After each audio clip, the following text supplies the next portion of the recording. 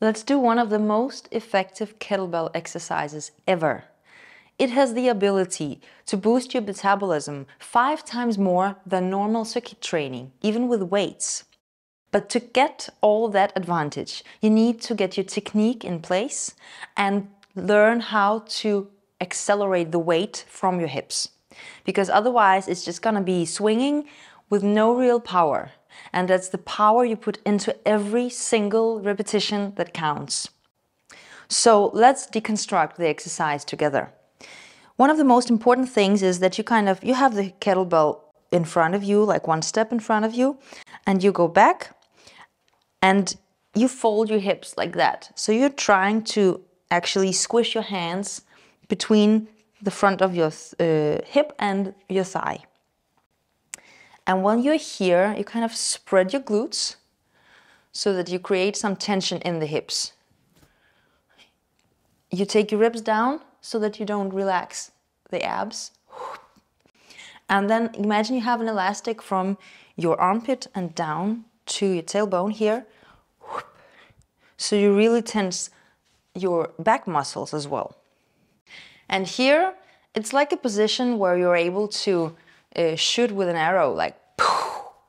So you're getting tight as a bow, getting tighter, tighter, tighter. You pull yourself together and you spread your glutes to make space, rib down, elastic tighten from the armpit to the tailbone. And this motion are we going to do with the hip.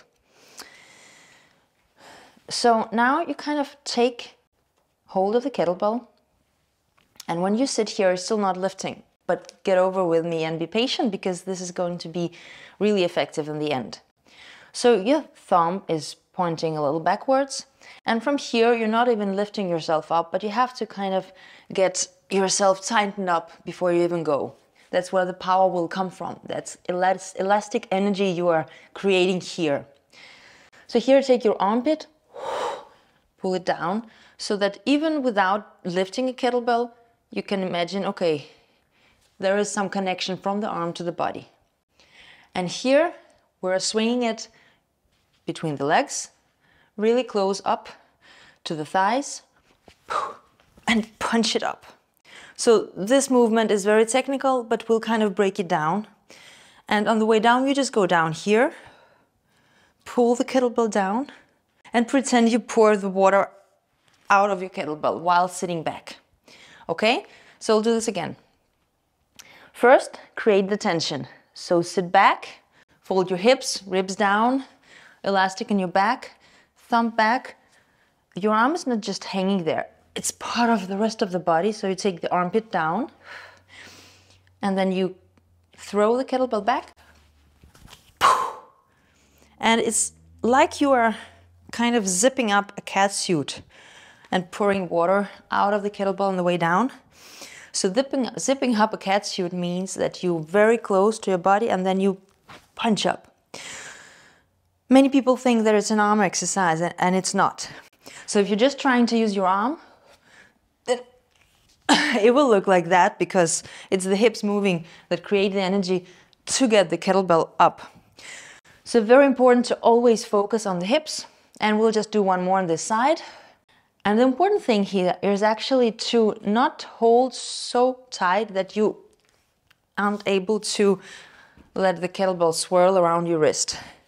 So if you're doing very tight grip, then this happens and then your arms gets blue.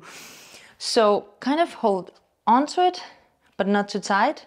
So the thing that happens is, see, it's like a screw. You are screwing it up and punch. And the original exercises you actually screw down, but now we only do the half exercise. So we'll just do one more powerful exercise on this side and then go on to the other side. Okay, so fold your hips, ribs down, spread your glutes, elastic from the armpit to the tailbone, thumb back, armpit down, screw punch, pull the elbow down to the ribs, pour the water out, sit back. Okay, and we'll do the other side. Same thing here. Okay, so fold the hips, spread the glutes, armpit down. This elastic gets tightened, thumb back, and look up a little so that you don't do this. The heart has to be higher than the hips, chest up, punch up. Here on the top, really important, stretch your knees, screw your legs through the ground, lift your kneecaps with your thighs, and zip up your tailbone. So the top is important. You're just ready to actually take a karate shot or hit, and you pull your elbow down to the ribs, and you pour the water out of the kettlebell really close to your body and to the center. So it's not like woo, it's more like poof. Imagine you just have a piece of paper here. You have to hold on to it. You can actually take a piece of paper and try to do that and keep your armpit very tight. Okay, so one more. You're not hanging over the kettlebell, you're sitting behind the kettlebell. And when you're sitting behind, you have so much tension that it actually tips a little. Armpit down, rib cage down, chest up. Screw the legs through the floor. You can imagine the tension through the legs. Throw it back. That's the hips going. Arm comes after. And pull the elbow down to the ribs. Pour the water out while you sit back. So it's not a squat. You sit back. Okay. One more. This can be actually a little tough, this exercise, on getting really the hang of that you're not hanging off the kettlebell and you're sitting back.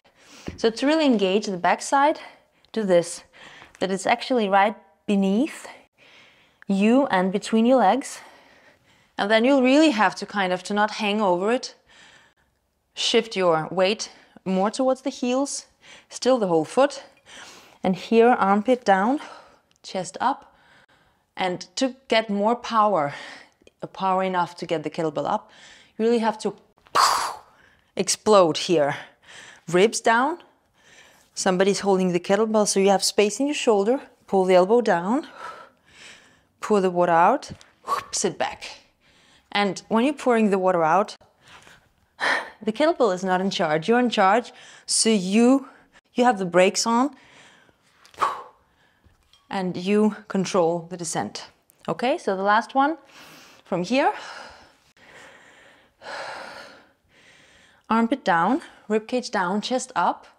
Weight a little more towards the heels. And it's from this area that you're actually exploding. And when you're exploding, you're zipping up your cat suit, ribs down. In the top, space in your shoulder. Pull your elbow down to the ribs and pour the water out of the kettlebell while you're sitting back. So take your time to get really good at this exercise and focus more on power than repetitions or tempo, because then when the power is there, when the technique is there, when it's kind of smooth, then you will start harnessing the power of this exercise over your metabolism. Because then you will be able to do this much power again and again and again. And then you take the tempo up, and then you can feel this power endurance of this exercise. Well done.